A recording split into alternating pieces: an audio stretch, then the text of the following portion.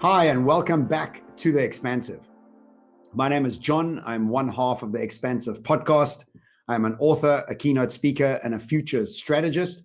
And I'm always joined by my co-host, Erik Kruger, who's an executive coach, author, and speaker. Hey, welcome to the Expansive podcast. If you're joining us for the first time, we release a new episode every week about what it means for individuals and organizations to approach the future with an expansive mind. Join us as we challenge the status quo, banter about life, and expand on our perceptions of what is possible. And what a week it's been. Erik, what's been really highlighted for you in the media about what's been going on for the week? Because it's been a real expansive week. Sure. I feel like, it's quite tough just to keep up with all the developments happening all the time across so many different avenues and dimensions of life. Two things that really stood out is that there was this article on Business Insider about the UK that's now investing 220 million rand into warning young people about the risks of crypto investing. And I mean, we've been seeing this sort of trend now for a while where people are making a big fuss about the education around finance for younger generations. Because I think what's been happening more and more, crypto is just one of those things. Like, it's big, it's shiny, it is, the whole idea behind it is that you can get rich quickly, like pump it to the moon, like let's go. And so it becomes very alluring. And then you have, on top of that, you have platforms like Robinhood that makes it very easy to trade. This isn't necessarily crypto, but just it's in the same space. And all of a sudden, what happens is people are losing a lot of money. They are making stupid financial decisions. And when you're young, it can have a really detrimental impact on the trajectory of the rest of your life. So I think it's really good that people are starting to take it more seriously, the education of young people regarding finance. Yeah, no, I agree. I've been watching some stuff around Robinhood, and they deem it as we are educating the younger generation on how to trade. But I also saw another stat that if you had to follow all their suggestions, you would have lost like 300%, something like that. Sure. So wow. there's an easy way for these companies to allure people into making money because times are uncertain. And so people are looking for a quick fix, which is kind of alluding to what our episode is on today. But before I introduce it, is there another? Oh, you said there were two articles. There was one more. And I think this is something that we've touched on repeatedly on this podcast, which the headline for this article was "Employee Mental Health is a Huge Concern After Such a Brutal Stretch." But the one thing that really caught my eye in the article was that what seems to be happening, and we always talk about the fact that out of despair and out of trauma, there's growth, and there are good things that happen off the back of it. And one of the good things that seem to be happening is that we are normalizing the idea that people suffer with mental health issues and that things like stress and anxiety and overwhelm, it's very real. It has a very real impact on business. And we have to really think about how we support people in that context. And one of the things that grabbed me from the article was that they did the study. They had 1,005 employees go through the survey. And what they found was that people, or that organizations, have become more accepting of people's mental health challenges. And I mean, that's a really good thing. Well, there's a meme on Twitter the other day I saw, is that people are really worried about their mental health. And the meme, I mean, it was a comedic meme where organizations are like, yeah, we'll just give you extra food at the, I don't know, like they were doing nothing really practical to help people. They were like, it was all fluff. But I think it's coming to a heads because, because of the uncertainty that we're in right now is obviously a major part of this mental health that we're having. But let's not forget that we have automation just around the corner. In fact, already with us, already a lot of trucks are being driven around America without any drivers. And that's the number one employment sort of sector in America is truck drivers. But we have automation right across the board, from lawyers to doctors to receptionists to drivers, and dare I say it, to authors to speakers, and kind of right across the board, there's this automation that's coming. So not only are we sitting with COVID-19, we also have automation that's coming. And what automation always signals to us is that that sector, or that aspect of that sector, has got some patterns that repeat themselves. And because of that, it's becoming commoditized, because that's what automation is. It picks up on patterns. These patterns repeat themselves, and that's how you get an automated X, Y, and Z. And so we have the commoditization of so many different sectors where things used to cost a lot of money that are costing less and less and less. So when people used to make money, used to make, like, creating services in those sectors, now can't anymore, So besides COVID, we have automation, commoditization, and digitization, which is kind of like one driver towards this mental health. And another driver is that we live in something that I'm sure I've mentioned on the podcast before, is called the surplus society. We have a surplus of similar people being trained in similar courses, studying in similar universities, doing similar jobs, creating similar products. And this has created, again, something that's commoditizable. And so your degree, your job, your business has now become part of the surplus society, which means that profitability is decreasing, there's more stress. So when we talk about today's topic, which is all about purposeful futures, it's about understanding what purpose is, why it's important for us to tap into. We have to realize why it's become so important in a state with mental health, the Robin Hoods of the world taking so much money from people, like pretending like they're not just some shiny object for easy money, but I'm opening inverted commas and closing them if you're listening to this on podcast, when it comes to this idea that we are retraining our youth in financial terms. And I disagree with that. And I'm sure you do as well. So that's the first reason that I find that it's important for us to move towards purpose. What are your thoughts there?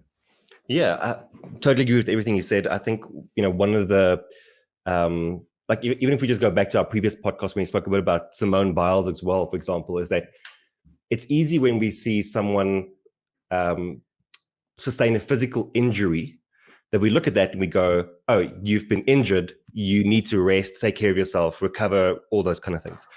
But when it's mental, we don't see it, right? And therefore we don't give it the same weight as a physical injury, for example. The moment we give it weight is when people reach the end stage of it, which is like burnout or a depressive episode that crashes them. Then we go like, oh, sorry, something is wrong with you. Like, you need to take some time off, recover, relax, rest, whatever it may be.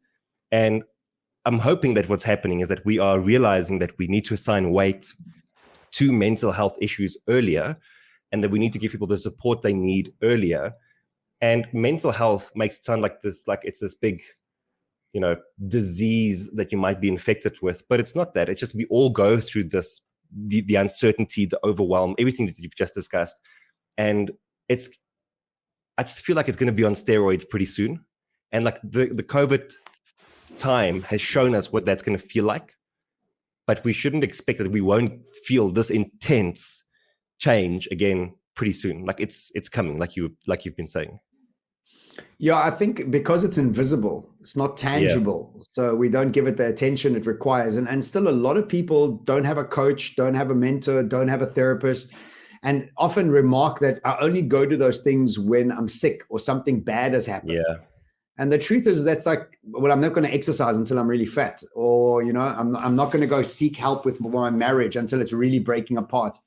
And those are broken ideas. We need to be seeking this invisible, ubiquitous issue that we all have as human beings. All of us carry trauma, all of us carry memories, all of us carry issues that we need to deal with.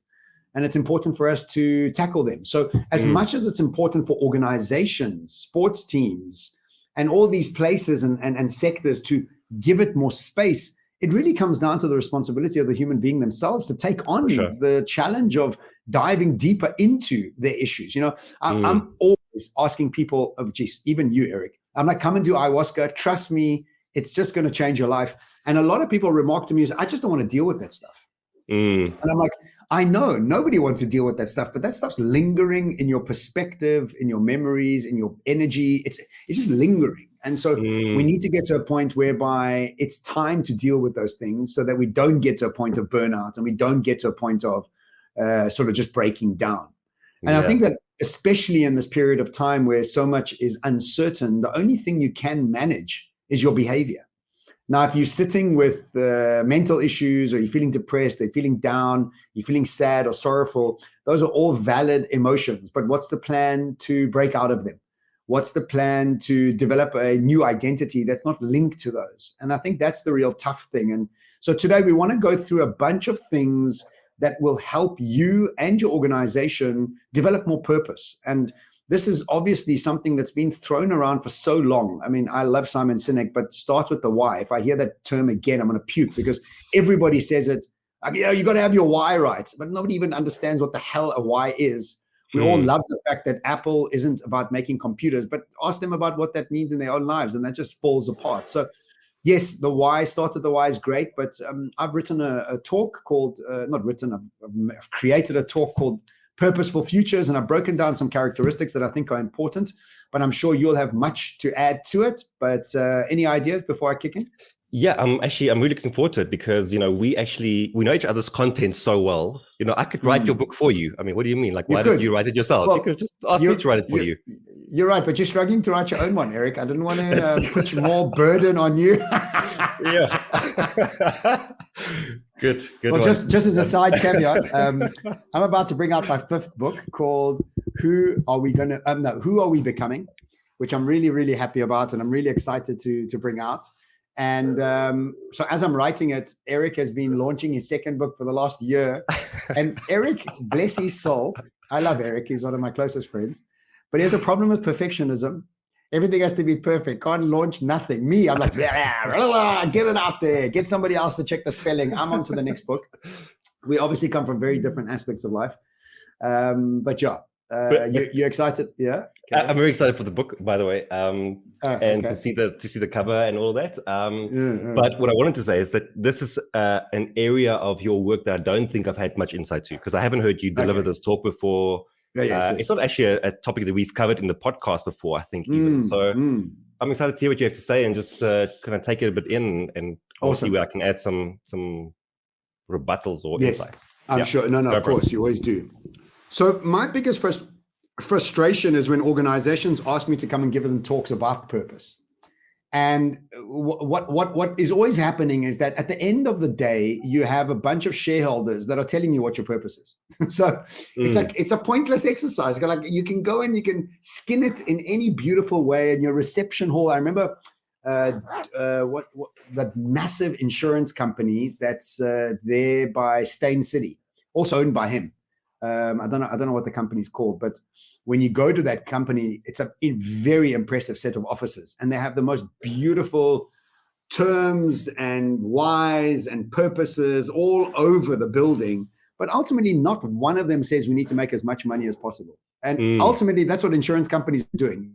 In it and say you're helping people, and yes, you are. But right now, the minute you have to pay back a lot of people, what do all insurance companies do? No, there's problems, there's caveats, there's issues. It's like, oh, hang on a second, that just changed the whole game.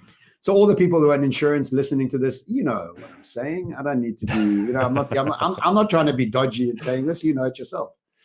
But let's talk about purpose. And look, I think there is 4 things that we need to think about when it comes to purpose. The first thing is that when we were in agricultural times, 200-300 years ago, the most important part of our body that we could make decisions from was the brawn, the muscle, the understanding of the soil, toiling it, and understanding the seasons, planting. And if you were really successful, you would feed your family, and you would be able to trade a little bit in your market. Okay. Then comes the Industrial Revolution, and we move away from brawn to logical left brain intelligence. And this is what we've been trained in for the last 200 years. And logical thinking is very important when you're making decisions in a linear fashion. Very, very smart and very necessary. But as we move into this new quantum hyperdynamic world, this idea of logical thinking kind of is becoming less and less relevant, because now we need to rely on intuition. And intuition is always based on this gut feel that you have around what to do next and what's going to be working for you specifically and maybe for your business. And what has happened is that because we've been so focused on left brain logical thinking, we've become so focused on our addiction to certainty that we have forgotten how to be intuitive. We've forgotten how, when I say forgotten, it's not like we ever knew, but it's innate in us to want to awaken again. And we've forgotten to be curious, and we've forgotten to just make decisions based on gut health or gut health. Yes, your gut health is important, I guess, honestly, if your gut health's bad, I don't think you're making good gut decisions. That's absolutely true, because now they've proven that your gut is your third brain. But anyway, that's a whole other story. So your gut intuition. So the first thing I want to say is moving to intuition is moving towards your unique vibrational focus in on your intuition and how that works. Now, this is a brand new perspective that we need to adopt. There are no rules and ways to get there. It's just about trusting that aspect of who we are a little bit more. Anything on that? I'm trying to think, what exactly does that look like? When Yes, exactly. are, yeah. I'll tell you. So the second part will lead into this. Cool. Is that passion is another word for purpose. And another word for passion and purpose is curiosity. And I often say to people, stop looking for your passion, just follow the golden thread of curiosity and allow that to lead you to passion, because you can't find out what you're passionate about if you're not exposed to many things. If you're only exposed to 3-4 things, how are you ever going to be exposed to what you're actually here for? When I say here for, I mean on earth for. So what we have to do is we have to follow our curiosity, because what that does, it leads us to our passion. It gives us exposure to as many different aspects of who we are and the world. And then together, what we can do is we can create this idea of what our intuition is. Because let me ask you, if you know somebody that's excellent at interior design and they know what they're doing and they're on purpose, they have a very clear intuition of what would fit where, what colors go with what fabrics can be used. That's almost like a sixth sense that they have. Now, if it comes to you, and I've seen you do this, is that you have a very clear intuition with words, because you focus in on them so much. You're very deliberate about them. You like naming things. And so you have this intuition around words.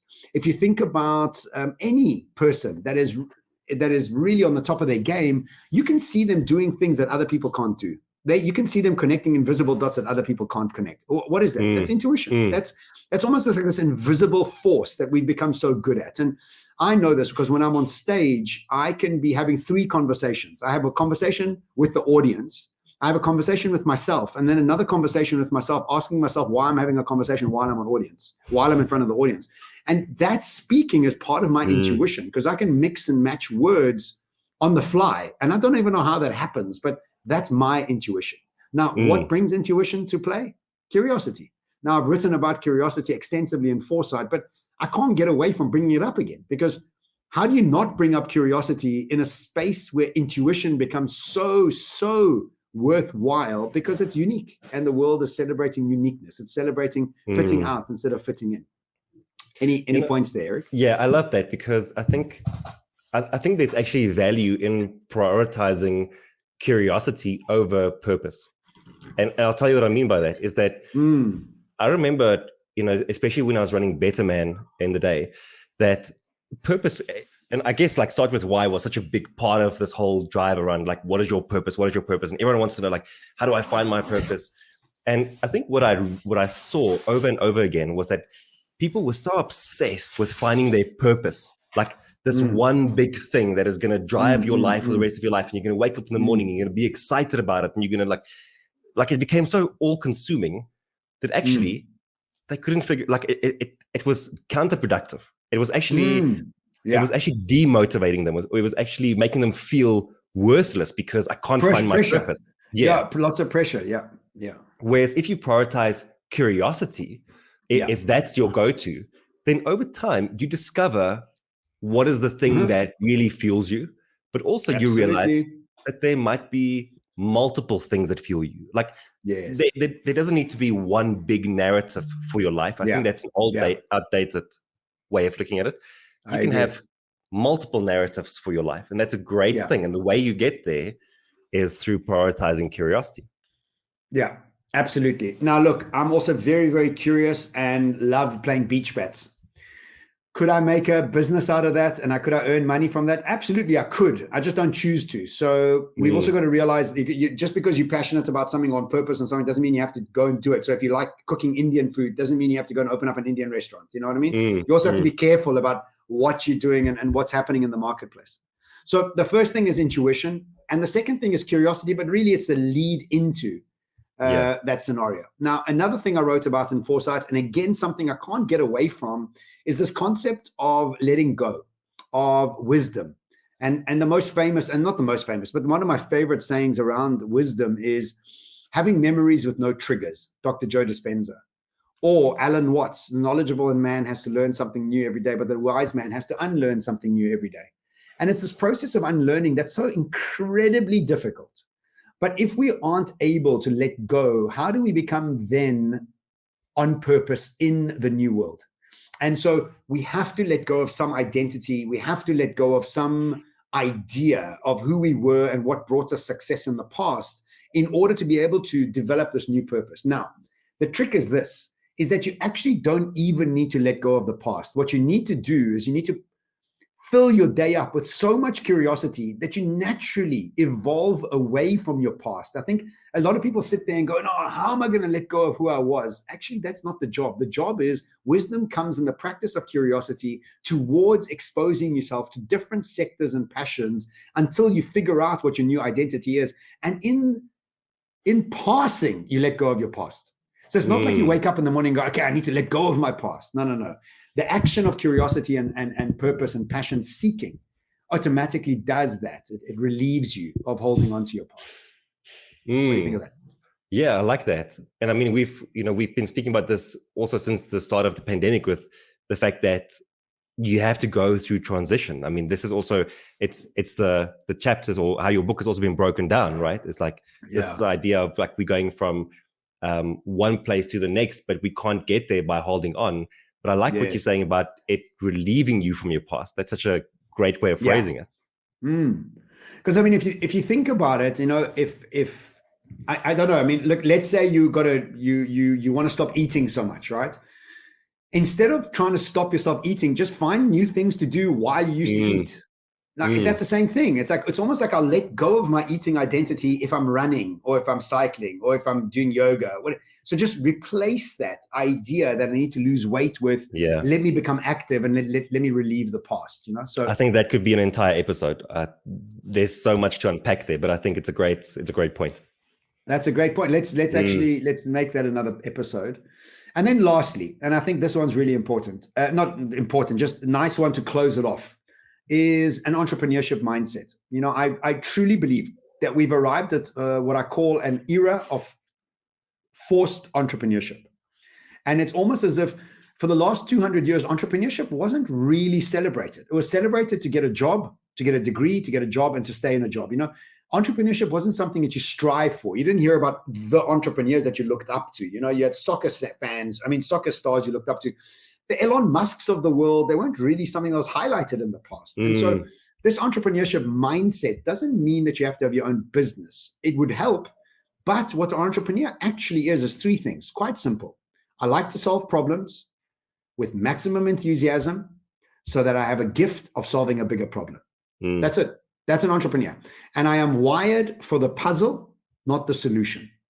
Remember that as we were taught at school and universities and work, we were wired for solutions. And because now the solutions are not clear, we have to be wired for the puzzle. And this idea that we only wired for solutions is based on our addiction to certainty and what Stanford University call a dopamine prediction error. And it's this idea that we're not allowing ourselves these amazing brain stimulants because we're so addicted to certainty. We want absolute outcomes and not actually focused in on the puzzle itself. So very quickly, as a recap, because I know we have to go into the second section of the podcast, but we need wisdom to let go of the past. We need curiosity to lead us to purpose and to passion. And then what we need is we need an entrepreneur mindset who's really there to solve puzzles after puzzles after puzzles. And in that state, what we do is we arrive at our purpose. And now what we are purposefully future focused, because all we're doing now is we're being pulled into the future by this very innate, intuitive space of who we are individually. Love it. Okay, great. I hope that helped. I love this. I live this. And I know you do as well. And a lot of people listening to do. A lot of people are unhappy in jobs. And if you're unhappy in your business or your jobs, slowly but surely start to follow this process. And slowly but surely your past will become your past and your future will start shifting. So new input always results in new output. Remember that. If you're doing the same thing, don't expect new results.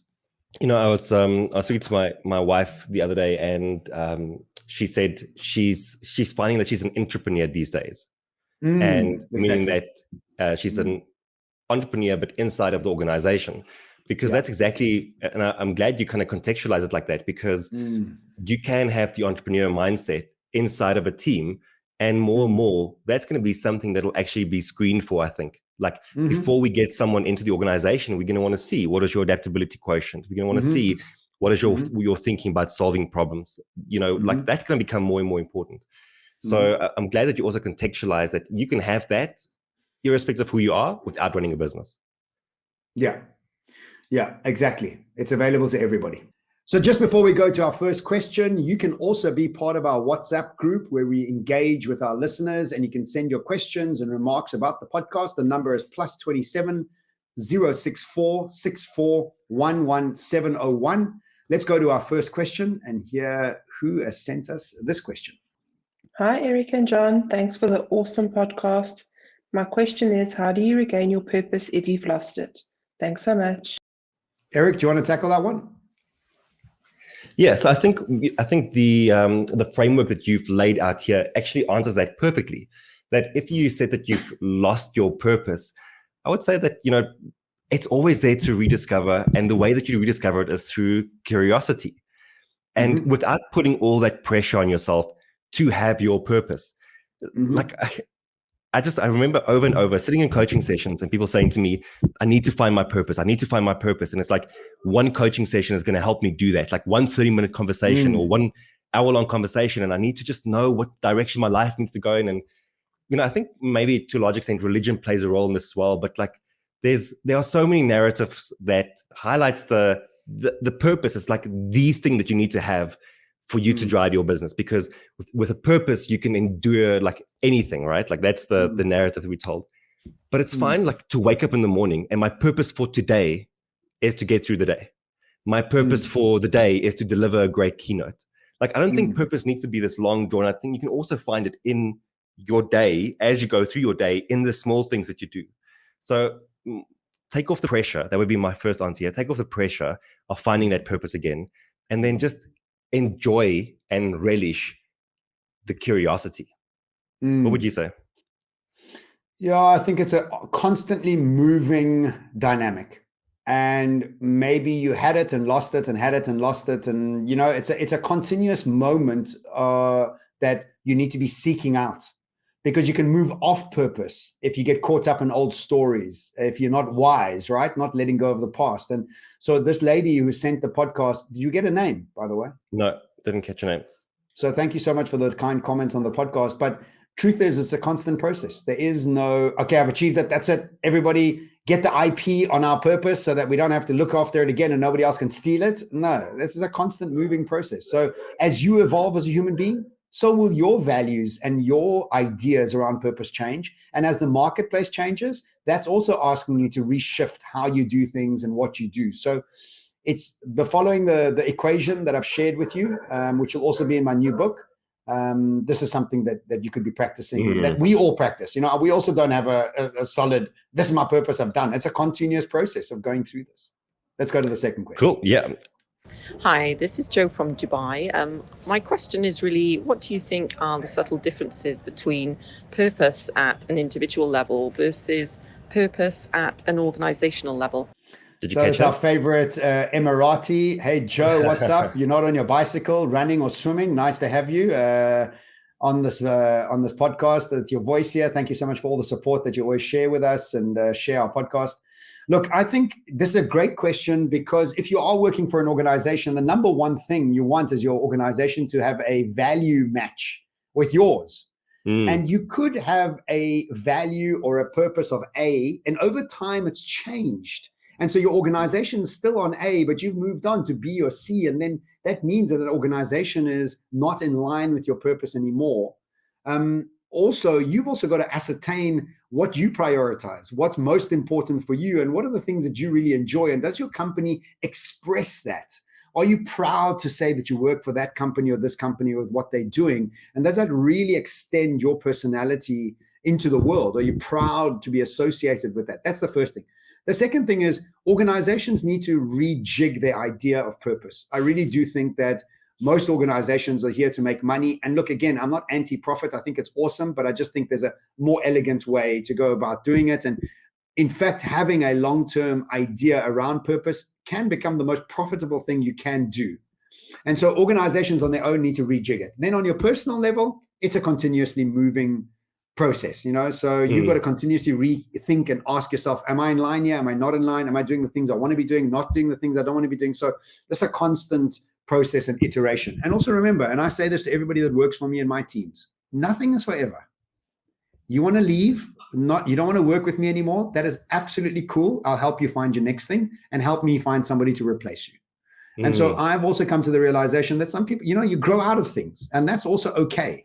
And that should be actually the thing, we shouldn't be staying because we're scared or fearful. Erik, what are your thoughts? Yeah, all I would add to that is I recently spoke to my brother. He works for Microsoft. And, I think purpose, ultimately, if it's done correctly, spills over into your culture. And it gives you a feeling of, is this the kind of business that I want to help build, that I enjoy being a part of, that I want other people to be a part of? And he's told me how often he's had co-workers resign, and he'll tell them, like, don't go and look for a company that's going to give you more money. Like, go look for the culture fit, number one. And he told me about 4 people that's done that. They left for more money, and they ended up quitting, all of them, within like a year, because the culture wasn't right. And what that means is that more often than not, like, there's a purpose and a culture mismatch, So I do think it's really important for you to find a company that stands for something, that there's conviction in how they show up. And I was doing some research on Disney this morning, and I was just quickly pulling this up because in his last shareholders meeting, Bob Iger said, creating quality entertainment is our number 1 priority at the Walt Disney Company today, and it will remain the case for the next 100 years and beyond. And I think when you have something that's so solid, like what I like about that, is that you were saying, like, when you started this podcast, often you'll walk into a company and they'll have their vision statement, mission statement, like purpose, everything against the wall. But it's all like you can copy and paste that to any other company. Integrity, excellence, innovation, teamwork, communication. Let's just go through all of them. Yeah. It's so bland, and it means nothing, because those walls, the words against the wall, aren't reflected in people's behavior. And I look at that, and like, it doesn't feel fluffy and soft and like cuddly and woke and everything. It's just to the point. And this is what the company does. This is why we exist, and we do it well. And around that, then everything else can adapt and everything else can flow and move and change. But that stays quite central if you have a really strong focus. Microsoft went from a I know it all company to a learning company. And that was the sort of that sort of move that Satya Nadella brought. That growth mindset is like, look, we're here to learn and connect people. We don't know it all, and we don't have to be a closed sort of environment, which is what the last guy did. And that's actually quite a good they're a good example of a company that shifted purpose, because I think initially Bill Gates said our purpose is to have a desktop on every household in the world, whatever. Then that's pretty much achieved. Like, I mean, digital like penetration is there. So then they shifted to something more like, we want to enable people to do the best work they can wherever they're at. I'm butchering that, but they shifted. They realized that they have accomplished one thing. It can't stay the same. Okay, so there was one last question. No. Before we Toyota got a new CEO. Do you know what he made the purpose of the company? One line. Beat the hell out of Tesla. No. What? No more boring cars. Nice. That's great, eh? Nice. No more boring cars. He's a great grandson of Toyota, who's actually the founder of Toyota. Wow. And no more boring cars. I thought it was excellent purpose. Last question. Good day, Erik and John. Matthew Christopher from Nelspruit. My question is our purpose there to serve ourselves or others, or both? Thank you. There we go. all the way from Nelspruit. I feel bad that I dissed Nelspruit last week, so apologies to all Nelspruitarians. My aunt and uncle actually live in Nelspruit, so great question. I love it, and I think that the answer is both. And if you aren't accessing your own genius for your own purpose through your own curiosity to find this elusive internal magic that we've all been embedded with, you can't serve anybody else. So I think it's almost impossible to be purposeful for other people. You have to first and foremost prioritize your own curiosity over other people's, and don't think of it as selfish. Think of it as self first. Is that when I feed myself, I am then better for everybody else. When I prioritize others, then I come to the party empty and nothing to add. So yeah, I think it's a bit of yes and maybe and both. I agree with you. You know, I've never heard someone talk about a purpose and it wasn't directed towards the outside world, towards serving people in some capacity. Like I've never heard of a purpose that isn't that. But at the same time, why is there this incessant hunger for finding our purpose? Because there's something very deeply meaningful about having that and about knowing what it is. And we want to wake up in the morning, you know, with that sense of completeness. And I think that's what a purpose does. So yes, it does serve you in that way, that you get to show up in a much more meaningful way for yourself and for others. But ultimately, you know, it kind of goes both ways. Awesome. Well, thank you very much for being with me again on this podcast. Well, we're together, not that you're with me. It's not my podcast. It's our podcast. It's great to be doing this podcast with you again. Thank you for all the questions and thank you for all the remarks. As always, it's been an absolute pleasure, and thank you for tuning into the podcast. If you enjoyed it, please share it with a friend or with your team. If you really enjoyed it, then please head over to iTunes Store to leave us a review. We love those 5-star reviews. A quick reminder that there are 2 ways in which you can enrich your expansive experience. First is to book either Erik or myself for an event to speak at or to do strategy sessions for. And we also combine what we do to bring learning experiences to your team utilizing voice and podcasts. And if you want to know more about that, please get hold of us, DM us on social media. And then we have introduced this new WhatsApp group that we mentioned a little bit earlier. This is something that we're starting to build up so we can build a community around the Expansive. We're happy to answer any of your questions and interact with you as much as we can. The number to get hold of there is +27 064 64 1701. And we look forward to you joining us next week. Erik? Yeah, thank you. I think that was really great. And I hope that everyone has gained some new insight on how to create a purposeful future. Ciao. Bye-bye.